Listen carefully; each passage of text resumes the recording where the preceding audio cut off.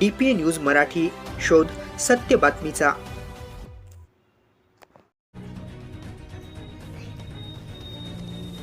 नाशिक शहरातील कामगार नगर परिसरात चोरीचा धक्कादायक प्रकार समोर आला आहे। भीक मागण्याच्या उद्देशाने आलेल्या 4 ते 6 भिकारी महिलांनी एका घरातून पर्स रोकड पळवण्याचा प्रयत्न केला। या दरम्यान घरमालक महिलेला हा प्रकार लक्षात येताच तिने त्यांना रोखण्याचा प्रयत्न केला।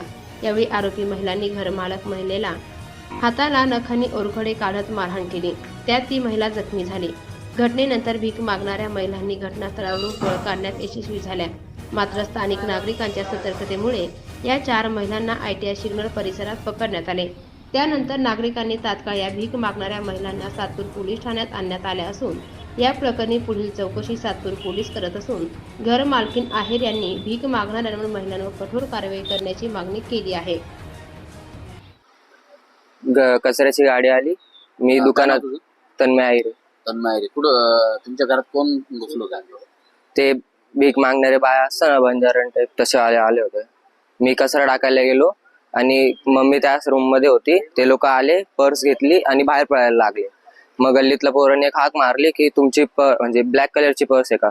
मी बोललो हा। बाहेर गेला आम्ही। मग एक छोटी पोरगी होती, त्यांना पाठवलं होतं। मग त्यांच्याकडे पर्स पकडली आणि पैशांचं हे करावं लागले, नाही का, ते पैसे उचलले आणि माझ्या तोंडावर फेकले त्यांनी की हा चोरी करत होता असं तसं। मग ते बाकीच्या गल्लीतल्या बाया आल्या आणि त्यांनी पकडलं। मग ते पळायला लागले आणि मग आम्ही त्यांच्या पाठीमागे आले। आणि कुठं घडलं नेमकं? कामगार नगर। आणि किती महिला होत्या?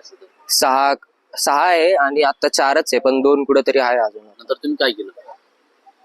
या घटनेमुळे कामगार नगर परिसरात भीतीचे वातावरण निर्माण झाले। DPA news bureau report, Nashik. ताज्या घडामोडी व अपडेट जाणून घेण्यासाठी आताच DPA न्यूज चॅनलला सबस्क्राईब करा आणि बेल आयकॉन क्लिक करायला विसरू नका।